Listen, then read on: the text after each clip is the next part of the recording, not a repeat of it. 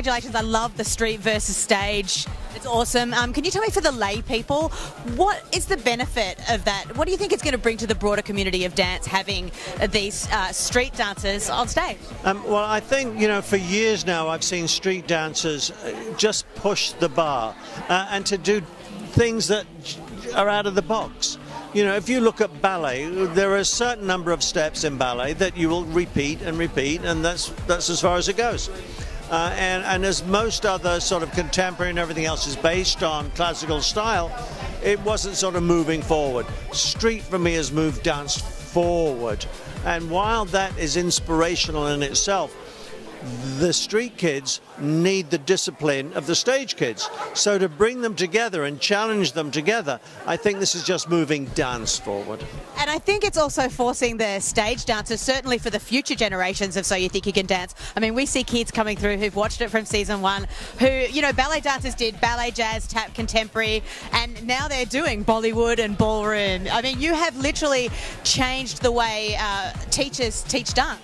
Well, I love the fact that tonight, we saw, we say this sort of a statement that's a blanket statement of, then they're staying in their own styles. And I pointed out tonight, Gabby is a tap dancer, and she did this incredible contemporary routine from Stacey Tookie. And that's going to have to happen with all of them. That might be their style, but they're going to be moving out of it. Well, I think as the godfather of dance, you have actually done your job and nurtured all this talent. The great-grandfather of dance, yeah. Now, your very exciting event next week. You have the 10-year anniversary. Can you tell us a little bit about that, please? Well, we're going to repeat some of the routines that, we've seen in the past, some of those great routines, me and Michael's bench routine and things like this. We're also going to look at some of the what I call the dancing fools. I love the fun of Sex and Dancing Derek and these great characters.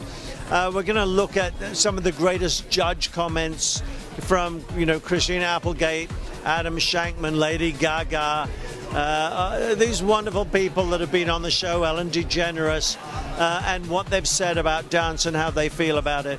So it's going to be a sort of 10-year sort of celebration. At the same time, moving things along, we've got Erman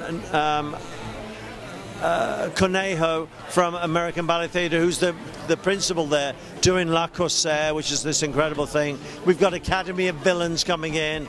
So we're going to try and keep it stage and street. At the same time, it's just going to be a major celebration of So You Think You Can Dance. I never dreamt that we'd be here 10 years later. Well, speaking of dreams coming true, last question, I have to mention Misty Copeland. It was an incredible week for her, and I'm sure that you would have something to say about that. Well, number one, I'm thrilled that she's been made a principal now, one of the first African Americans that have done that. I'm also thrilled that she's actually coming onto my show On the Town on Broadway as a star in that.